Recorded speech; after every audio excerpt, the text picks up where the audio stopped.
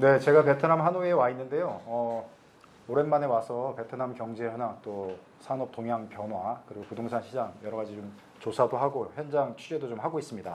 오늘은 특별히 하노이 부동산 114 제가 직접 방문했고요.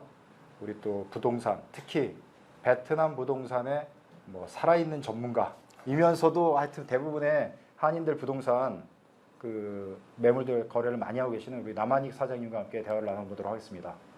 사장님 안녕하세요. 네, 반갑습니다. 네. 자, 오랜만에 뵙는데 하여튼 뭐 얼굴이 좋으신 것 같아요. 예. 최근에 이제 코로나 이후에 조금 부동산 경기가 살아나면서 네. 거래가 좀 되고 있는 그런 느낌을 묻지도 않은데 그냥 받았어요. 어떤가요 지금 상황이?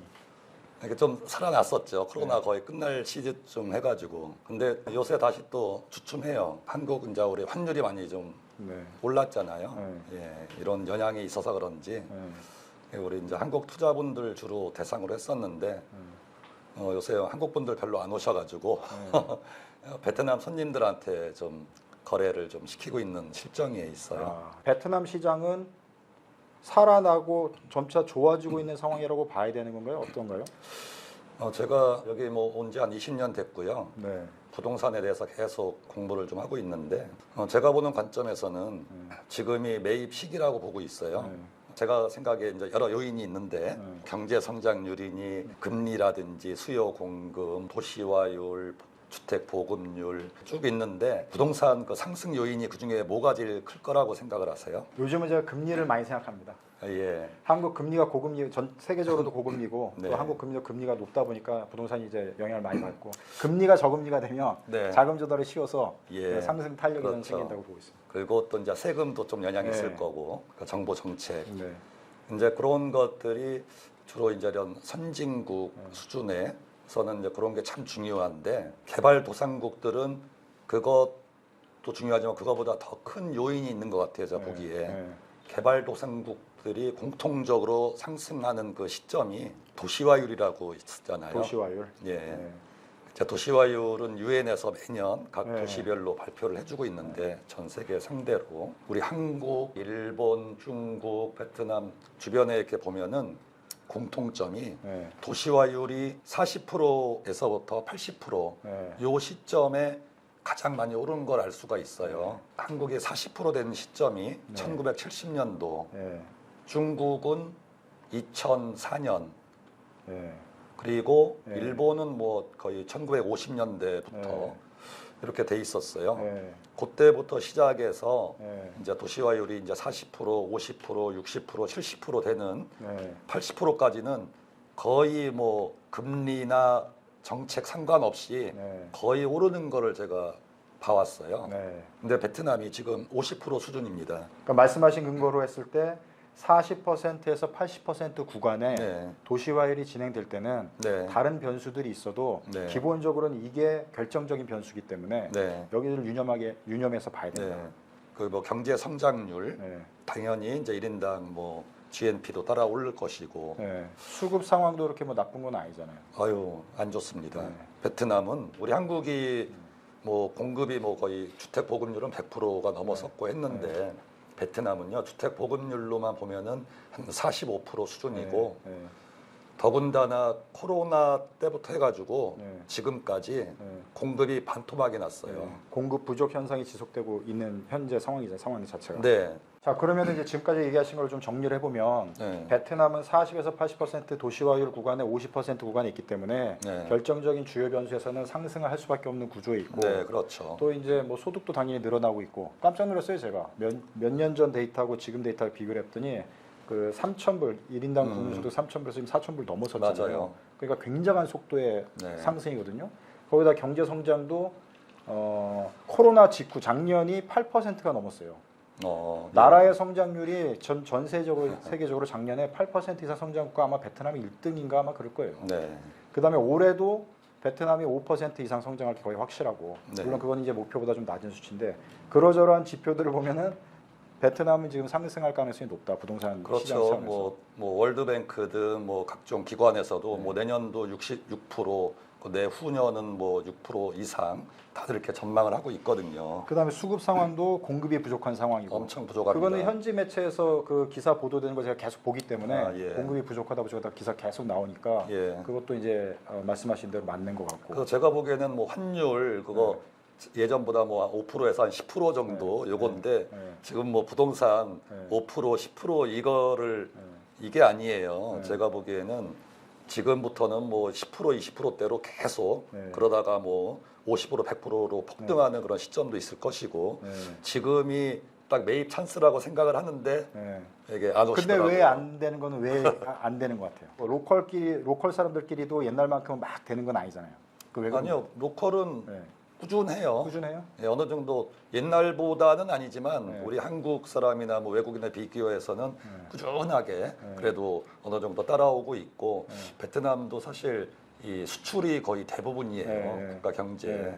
근데 이제 세계 경제 영향으로 사실 이런 소비재가 많이 줄고 안 되잖아요. 잘 이제 그런 영향이 좀 있기는 한데 부동산 시장은 요거를 지금이 매입 찬스예요. 요거는 아주 향후 한 10년, 20년 거의 30년 정도까지는 꾸준하게 저는 오를 거라고 예, 보고 있습니다.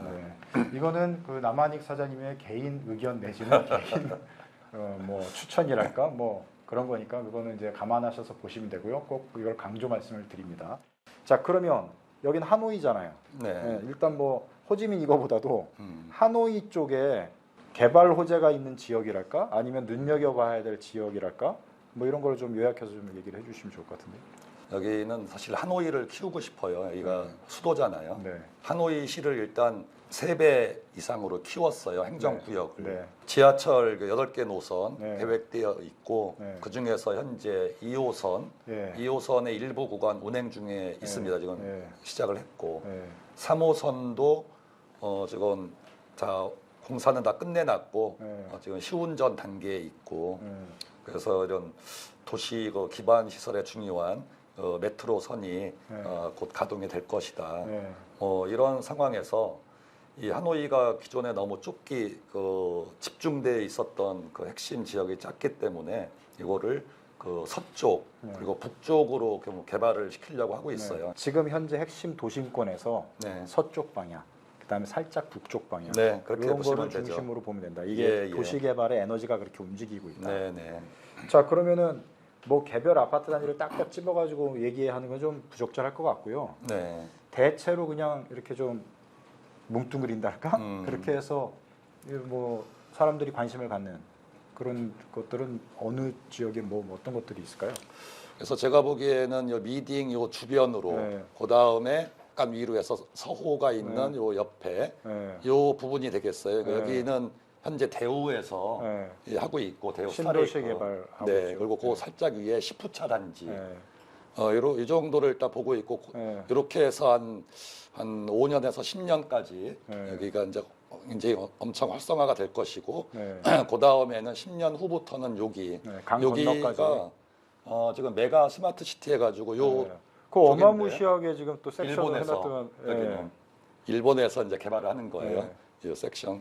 그렇게 보시면 되겠고, 그 다음에 이제 이거 5호선에 따라서 이제 여기서 봐도 서쪽인데, 이쪽으로 계속 이제 개발이 이루어지고 있습니다. 알겠습니다.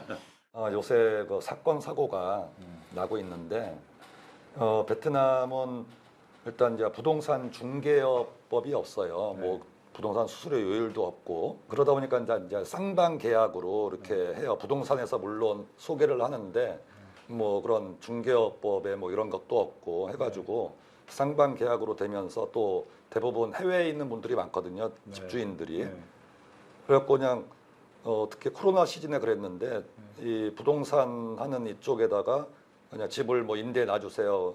근데 손님이 없단 말이에요. 그러면 일단 부동산에서 그럼 알겠습니다. 저희가 그냥 전전세 우리로 오시면은 그거를 해드릴게요. 해가지고 조금 싼 가격에 뭐 장기로 받아요. 그래갖고 그거를 제3자에게 임대를 놓습니다. 전대를 놓는 거죠. 전대를 놓는데 그렇게 하다가 자기가 뭐 다른 데도 투자하고 뭐 부동산 여기서 뭐 관리하다가 문제가 생기잖아요. 그냥 소위 말해서 그냥 잠수를 타버리는 거예요. 그래서 세입자한테는 돈을 다 받아요. 보통 한 6개월씩. 그 주인에게는 입건을 안 하고 네. 세입자가 몇 달 늦는데 이렇게 해서 네. 해놓고 네. 이렇게 해서 뭐 200건, 300건만 해도 여기가 한 100만 원씩 월세. 네. 그게 베트남판 전세 사기가 되는 거죠. 예. 근데 이게 참 애매한 거예요. 이게 계약서에도 뭐 네. 그 중개업자에 그런 게 안 들어가 있고 네. 또 그런 거를 우리 이제 특히 뭐 집주인들이나 한국 분들이 잘 모르시는지 뭐 부동산 정식 그 라이센스를 보자라든지 뭐 이런 것도 한국식으로 없이 이해를 하는 거죠. 그냥 당연히 있겠지. 네. 그리고 당연히 사무실도 있겠지. 네. 그래갖고 자격이 없는 그런데 네. 거래해서 피해를 많이 보게 됩니다. 네. 그래서 이제 그걸 요약을 하면 네. 베트남 부동산 거래를 할 때는 꼭 믿을 만한 예. 신뢰가 되는 그런 곳에서 하시는 게 맞고요. 이게 원거리고 계속 와서 볼 수 있는 것이 아니기 때문에 베트남 부동산 쪽에 이제 관심 있으신 분들은 진짜 이거 아무거나 거래를 하면 안 되는. 그리고 꼭 좀 서류상으로 검증을 하시면 좋겠어요. 그냥 말로만 하는 것보다 예, 영업 허가증이 있는지 영업 허가에 부동산이라고 해서 또 재임대 놓을 수 있는 게 아니에요. 그거 네. 부동산 임대 사업자가 있어야 돼요. 네. 그건 이제 자본금 200억 동 이상, 네. 뭐 한 100만 불 정도 네. 들어가야 되는데 그런 부동산 회사만 임대 네. 사업이 가능한 거예요. 네. 참고로 이제 베트남 법으로 우리가 기본적으로 알 수 있는 거는 이 부동산 지금 말씀드린 네. 거 사업을 하고 임대 사업을 하려면은 자본금 우리 돈으로 10억을 봐야 되죠. 10억 네, 이상. 그렇죠. 이 정도 네. 규모의 그게 있어야 그게 부동산 사업을 제대로 하는. 이제 그게 없으면은 네. 단순 중개, 네. 예, 주인하고 세입자 네. 이거는 돼요. 근데 네.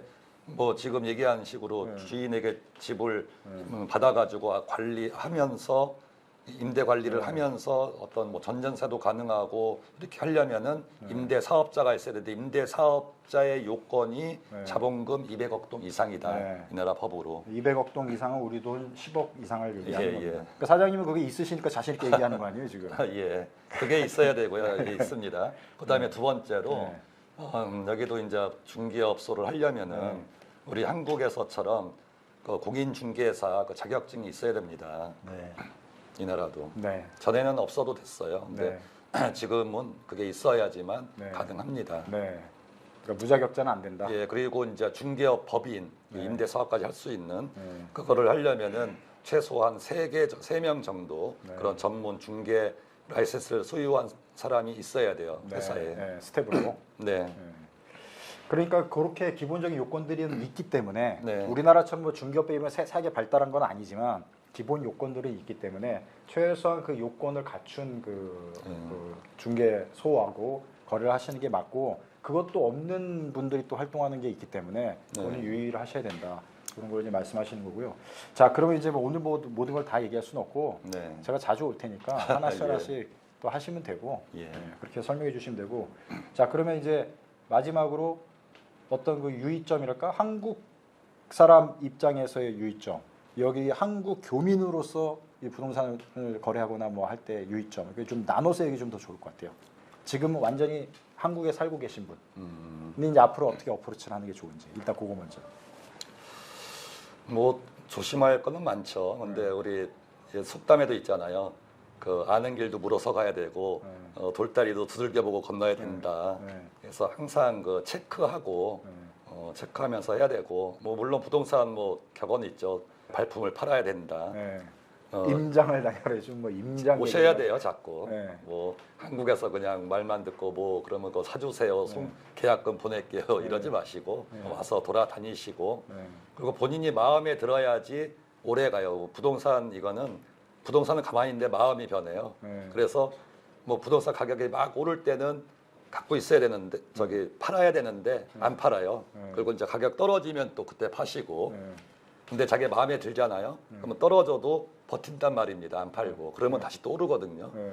걔는 그 자기 마음에 드는 거 그걸 하기 위해서는 발품도 팔아야 되고 여기서 뭔가를 이제 우리 교민분들 하시려고 할 때 이 나라의 그 주택 임대차 보호법, 그다음에 상가 임대차 보호법 이런 게 없어요. 네.